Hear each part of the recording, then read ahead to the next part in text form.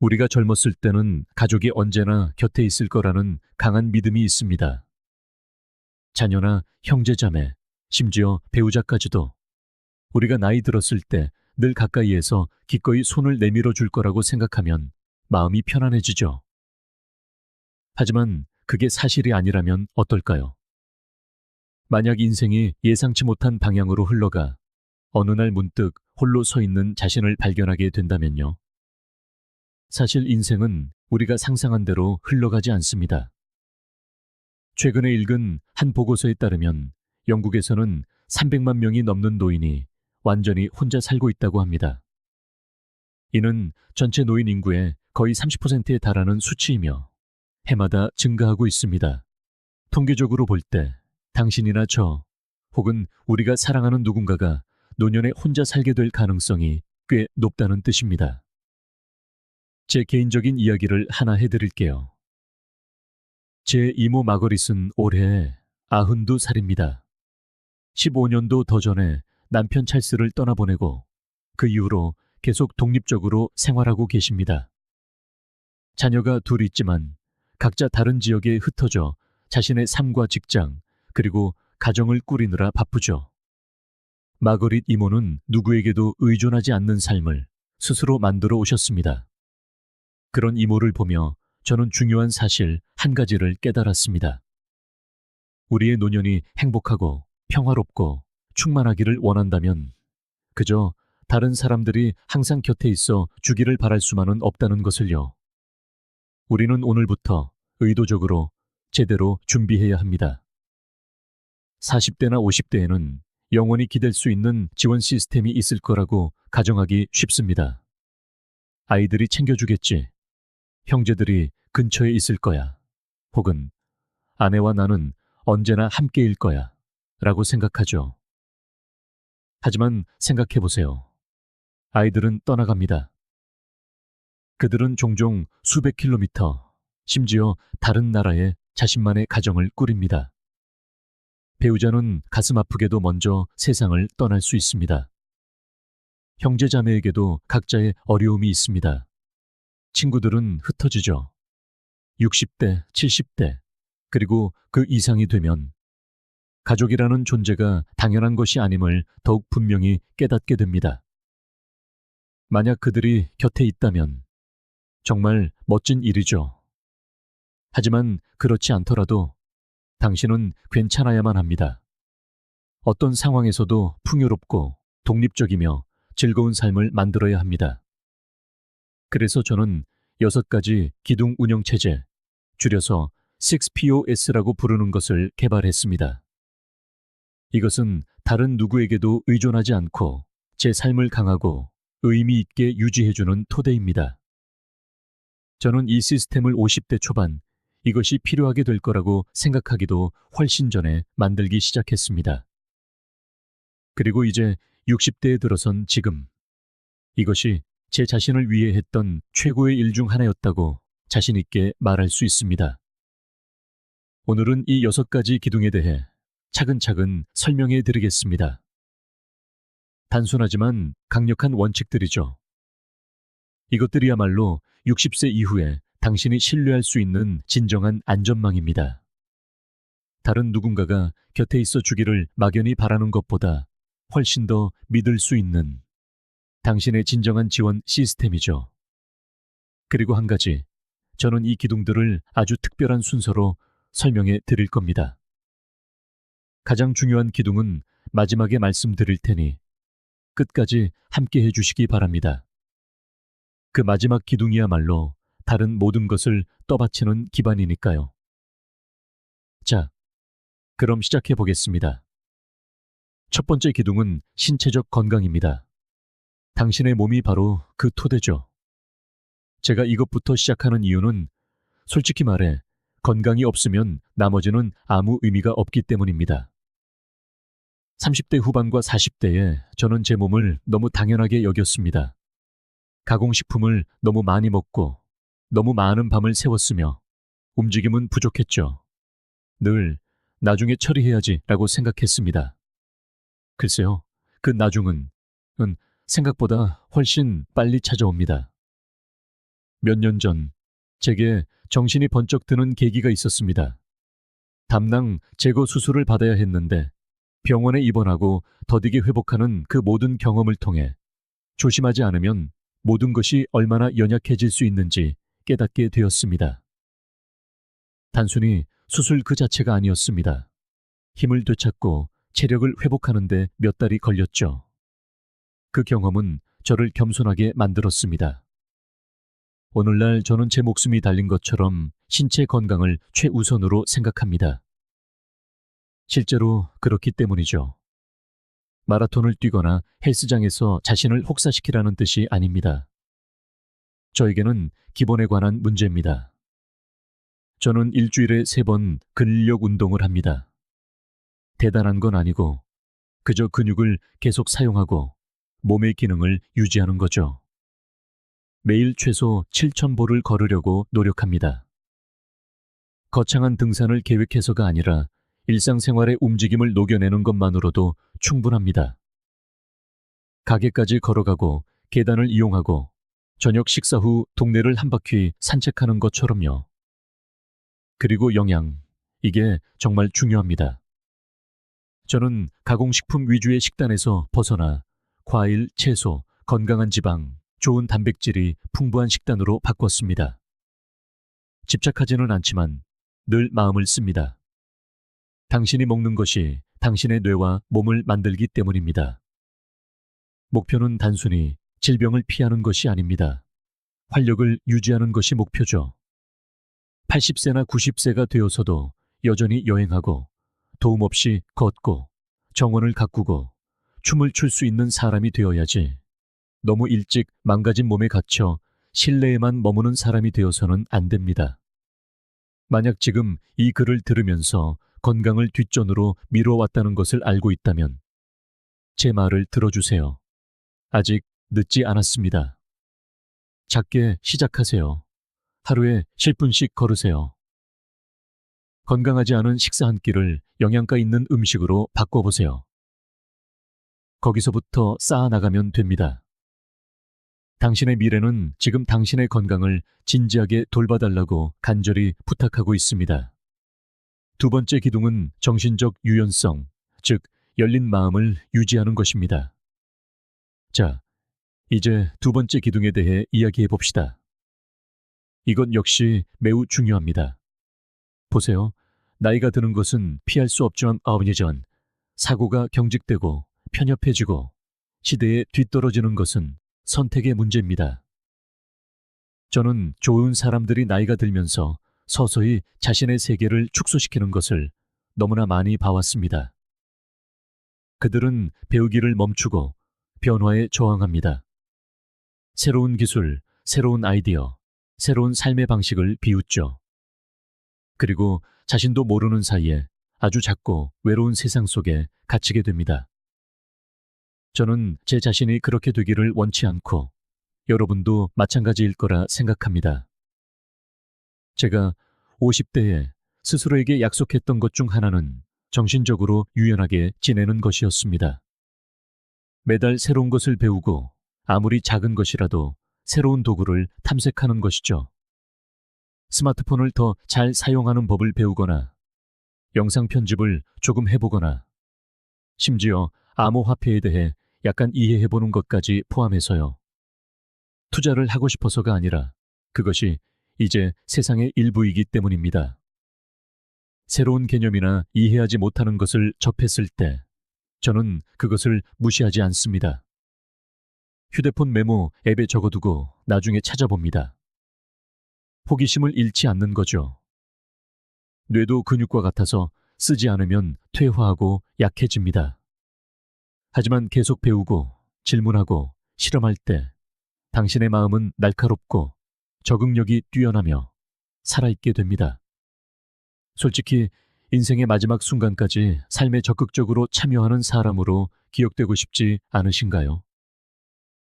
기술, 문화, 심지어 우리가 소통하는 방식까지 모든 것은 계속해서 진화할 겁니다.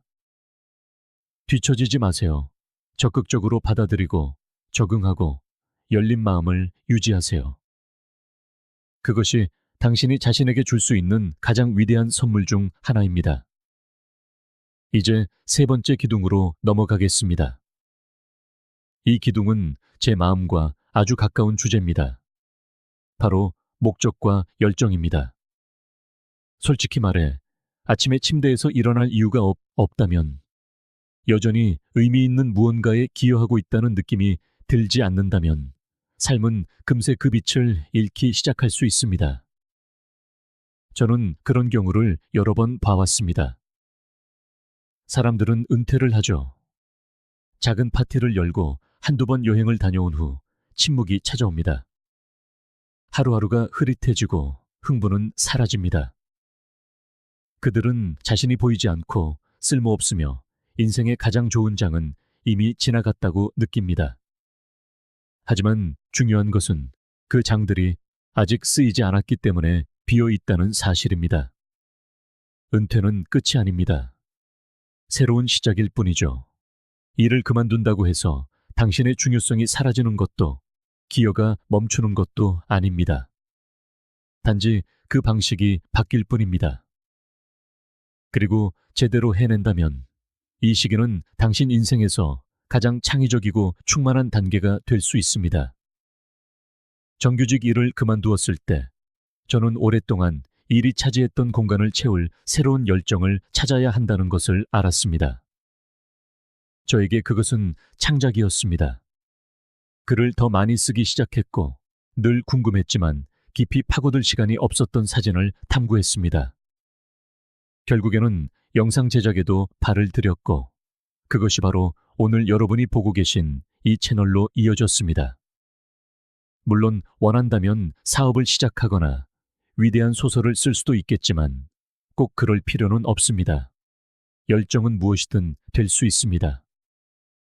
지역 커뮤니티 센터에서 자원봉사를 하거나 젊은이들을 멘토링하거나 그림을 배우거나 모형배를 만드는 등 당신의 내면을 밝혀주는 것이라면 무엇이든 좋습니다. 돈을 벌어야 하는 것도 아니고 누구에게 깊은 인상을 남길 필요도 없습니다. 그저 당신에게 의미가 있으면 됩니다. 저는 종종 호스피스 병동에서 일했던 브로니 웨어의 유명한 연구를 생각합니다. 그녀는 죽음을 앞둔 사람들의 가장 큰 후회를 기록했는데 그 목록의 최상위권에 있던 것이 바로 그렇게 열심히 일하지 말았어야 했다 였습니다.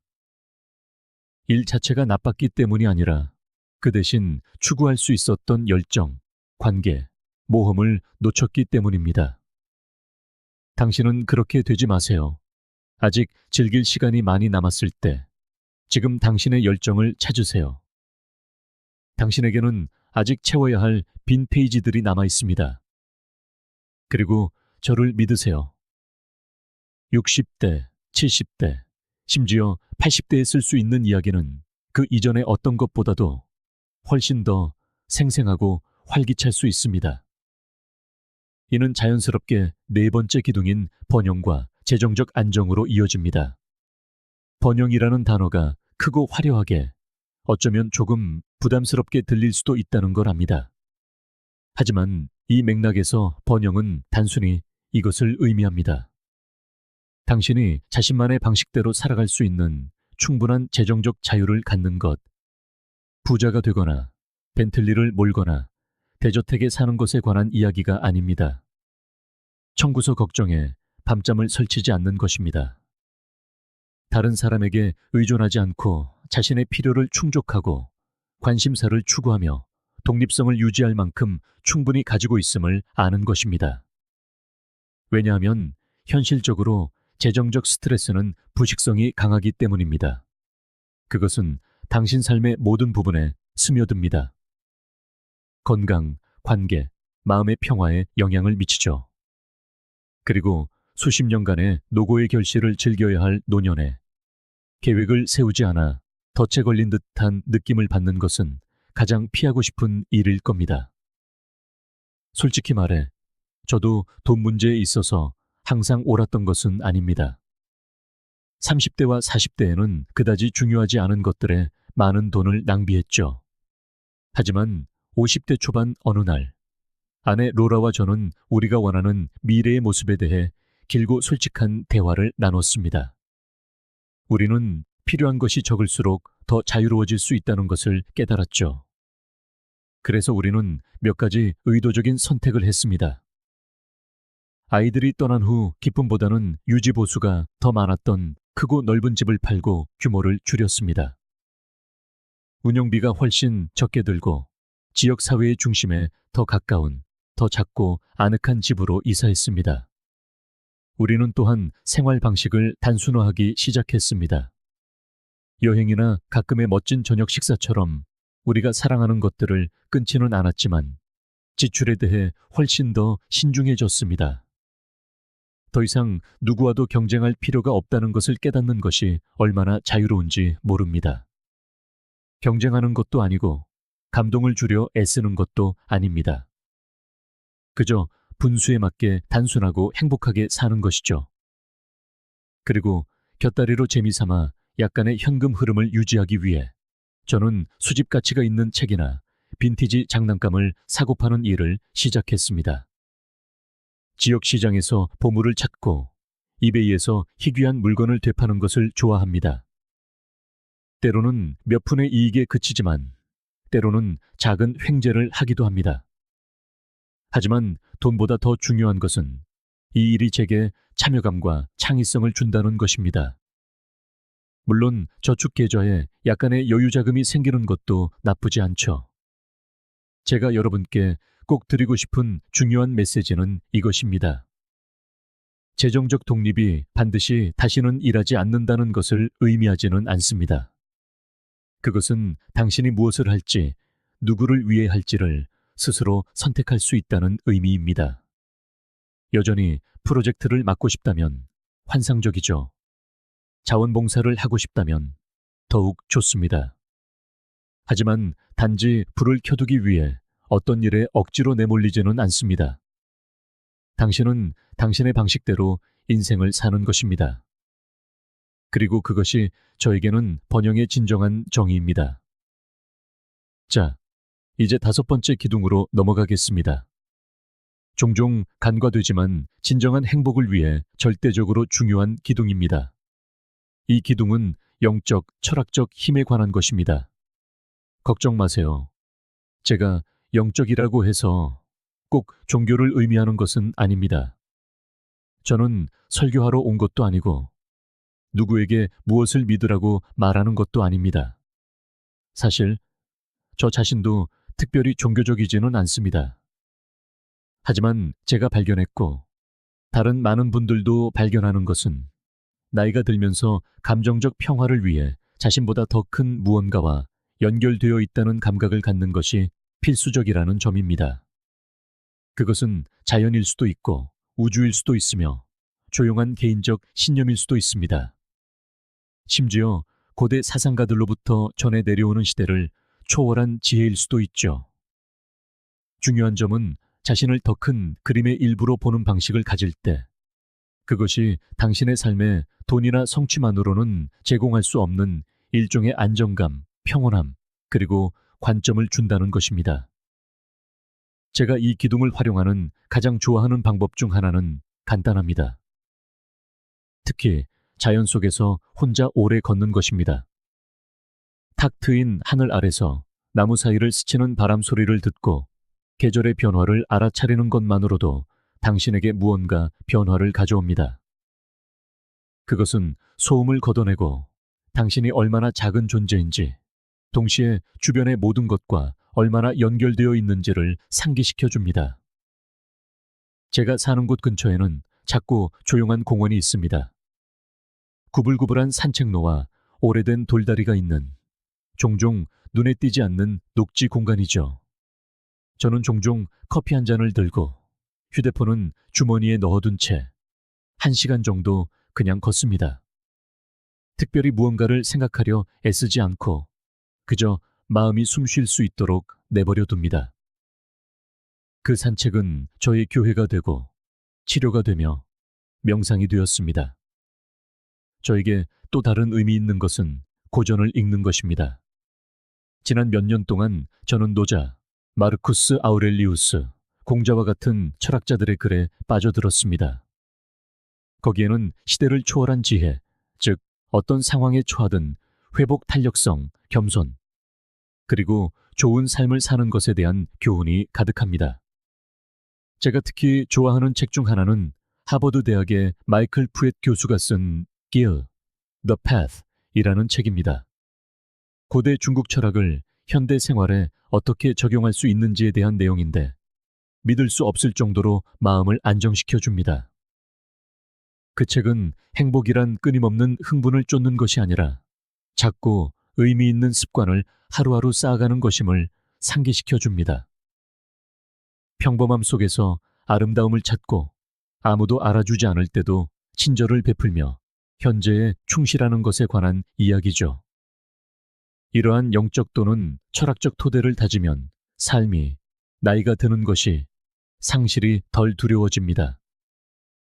왜냐하면 당신이 자신의 작은 삶의 경계를 훨씬 넘어 확장되는 더 큰 이야기의 일부임을 깨닫게 되기 때문입니다. 그리고 그러한 관점은 모든 것을 더 쉽게 견딜 수 있게 해줍니다. 기쁨을 더 깊게, 슬픔을 더 가볍게 만들어줍니다. 고독을 외로움이 아닌 신성함으로 느끼게 하죠. 만약 아직 영적이거나 철학적인 실천이 없다면 지금이 바로 탐색해볼 완벽한 시간입니다. 다른 누구의 인정을 위해서가 아니라 오직 당신 자신의 마음의 평화를 위해서요. 그리고 이것이 우리를 6번째이자 마지막 기둥으로 이끕니다. 당신의 사회적 관계망. 이 점에 대해 분명히 말씀드리겠습니다. 60, 70세 이후에는 관계가 그 어느 때보다 중요합니다. 하지만 아무 관계나 말하는 것이 아닙니다. 올바른 관계 말이죠. 저는 페이스북에서 수백 명의 지인을 모으거나 얕은 관계에 넓은 네트워크를 유지하려는 것에 대해 이야기하는 것이 아닙니다. 제가 말하는 것은 당신이 진심으로 아끼고 또 당신을 아껴주는 소수의 긴밀한 사람들과의 관계를 가꾸는 것입니다. 가혹한 진실이지만 외로움은 사람을 죽입니다. 연구에 따르면 만성적인 외로움은 하루에 담배 15개비를 피우는 것만큼이나 건강에 해롭다고 합니다. 심장병, 치매, 우울증, 그리고 조기 사망의 위험을 높이죠. 가족의 지원이 덜 안정적이게 되고 아이들이 바빠지고 배우자가 세상을 떠나고 형제자매가 멀리 이사갈 때 친구는 당신이 선택한 가족이 될 수 있습니다. 하지만 이것은 의도적으로 이루어져야 합니다. 좋은 우정은 우연히 생기지 않습니다. 노력과 양육, 그리고 가장 중요하게는 공유된 경험이 필요합니다. 제가 젊었을 때는 수십 명의 가벼운 친구들이 있었습니다. 밤새 놀고 나면 누구와 이야기했는지, 무엇 때문에 웃었는지 거의 기억나지 않았죠. 재미있었지만 얕았습니다. 이제 60대가 된 지금 제 진정한 친구는 한 손에 꼽을 수 있고 저는 바로 그런 방식을 원합니다. 이들은 제가 부탁하지 않아도 나타나줄 사람들이고 제가 좋은 일이든 나쁜 일이든 지저분한 일이든 무엇이든 이야기할 수 있는 사람들입니다. 그리고 그들도 저에게 똑같이 할 수 있다는 것을 알죠. 판단도 계산도 없습니다. 오직 상호 존중과 애정, 그리고 신뢰만이 있을 뿐입니다. 제가 이러한 우정을 쌓고 유지해 온 방법 중 하나는 제가 좋아하는 일에 적극적으로 참여하고 그것을 좋아하는 다른 사람들을 찾는 것이었습니다.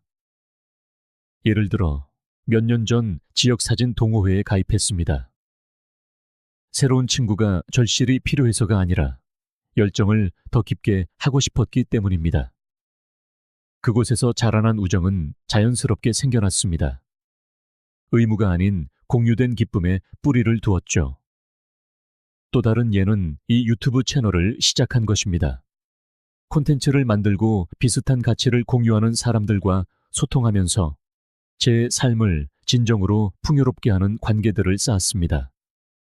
그중 일부는 현실 세계의 우정으로 발전하기도 했는데 이는 전혀 예상치 못했지만 깊이 감사하는 일입니다. 만약 지금 나는 그런 사람이 정말 없어 라고 생각하고 있다면 당황하지 마세요. 결코 늦지 않았습니다. 북클럽에 가입하거나 요리 수업을 듣거나 당신이 믿는 가치를 위해 자원봉사를 하세요. 인맥을 쌓거나 누구에게 깊은 인상을 남기려 애쓸 필요 없습니다. 그저 나타나서 호기심을 갖고 친절하게 대하고 시간이 지나면서 진정한 관계가 자연스럽게 형성되도록 하세요. 그리고 한 가지 더, 당신의 관계망을 만들 때 긍정적이고 힘을 주는 사람들, 당신에게 에너지를 주고 당신을 믿어주고 존중해주는 사람들로 주위를 채우세요. 당신의 정신을 고갈시키거나 당신을 초라하게 만드는 사람들과 시간을 보내기엔 인생이 너무 짧습니다. 당신의 에너지를 맹렬히 보호하세요. 당신의 사람들을 현명하게 선택하고 그 관계에 온 마음을 다해 투자하세요.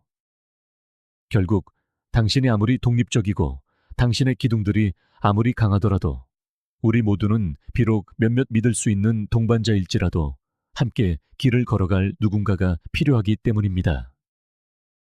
자, 이제 6가지 기둥, 즉 신체적 건강, 정신적 유연성, 열정, 번영, 영성, 그리고 진정한 우정에 대해 모두 살펴보았습니다. 마지막으로 해야 할 말이 하나 있습니다. 그리고 이것이 아마 이 영상 전체에서 가장 중요한 메시지일 겁니다. 이 기둥들은 당신에게 절실히 필요해지기 전에 세워야 합니다. 이 점을 아무리 강조해도 지나치지 않습니다. 위기가 닥칠 때까지 기다릴 수 없습니다. 외로움이 스며들거나 질병이 당신을 덮칠 때까지 기다릴 수 없습니다. 이 기둥들은 나무를 심는 것과 같습니다. 몇 년 후 그 그늘에서 쉴 수 있도록 오늘 심는 것이죠. 폭풍이 몰아치는 한가운데가 아니라 폭풍이 오기 전에 힘을 기르기 시작해야 합니다. 만약 당신이 40대나 50대라면 지금이 시작하기에 완벽한 시간입니다. 이미 60대나 70대라 해도 괜찮습니다. 하지만 내일이 아니라, 내년이 아니라 바로 오늘 시작해야 합니다. 오늘 말입니다. 다행인 건 아주 작은 실천만으로도 삶은 충분히 달라질 수 있다는 점입니다. 15분의 짧은 산책, 새로운 취미, 자주 마주치는 이에게 건네는 다정한 인사, 자연 속에서 갖는 잠시의 명상, 배우고 싶은 것을 휴대폰에 메모해두는 일. 이런 사소한 행동들이 모여 추진력을 만듭니다. 시간이 지나면서 이 작은 습관들은 그저 버티는 인생이 아니라 찬란하게 피어나는 삶을 만들어줍니다. 그리고 정말 멋진 점은 이렇게 삶의 기둥들을 튼튼히 세울 때 자신의 삶이 나아질 뿐만 아니라 다른 사람들에게도 힘이 되어주는 존재가 된다는 것입니다. 여러분의 독립적인 모습, 여러분의 에너지, 여러분이 보여주는 삶의 본보기는 마치 잔잔한 물결처럼 주변으로 퍼져나갑니다. 자녀와 친구들, 심지어 길에서 스치는 낯선 이들에게까지 영감을 주게 되죠. 여러분은 나이가 든다는 것이 위축되는 과정이 아니라 지혜와 자유, 그리고 진정으로 오래 지속되는 기쁨으로 확장해 나가는 과정임을 온몸으로 세상에 보여주게 됩니다. 오늘 영상을 마무리하며 여러분께 질문 하나를 드리고 싶어요. 지금 여러분의 삶에서 어떤 기둥이 가장 튼튼하다고 느끼시나요? 그리고 어떤 기둥에 조금 더 사랑과 관심이 필요하다고 생각하세요? 아래 댓글로 여러분의 생각을 들려주세요. 여러분의 이야기가 진심으로 궁금합니다. 이 영상이 도움이 되셨다면 여러분처럼 자신의 미래에 대해 고민하기 시작한 다른 누군가와도 함께 나눠주세요. 여러분이 건넨 작은 격려가 누구의 인생을 바꿔놓을지 그건 아무도 모르는 일이니까요. 기억하세요. 가족은 더 없는 축복이지만 인생의 계획 그 자체가 될 수는 없습니다. 여러분 자신이야말로 스스로를 지키는 가장 튼튼한 안전망입니다. 그리고 여러분의 두 손과 두 발로 직접 일궈나가는 삶, 그 삶이야말로 어떤 풍파 속에서도 여러분을 굳건하고 꾸준하게 앞으로 나아가게 할 겁니다. 오늘 저와 이 시간을 함께 해주셔서 감사합니다. 다음 영상으로 다시 만나기 전까지 자신의 몸을 아끼고 마음을 가꾸고 가슴 뛰는 열정을 따르세요. 여러분의 평화를 지키고 소중한 우정을 보살피며 무엇보다도 여러분만의 방식으로 온전한 삶을 살아가시길 바랍니다. 그럼 다음 영상에서 뵙겠습니다.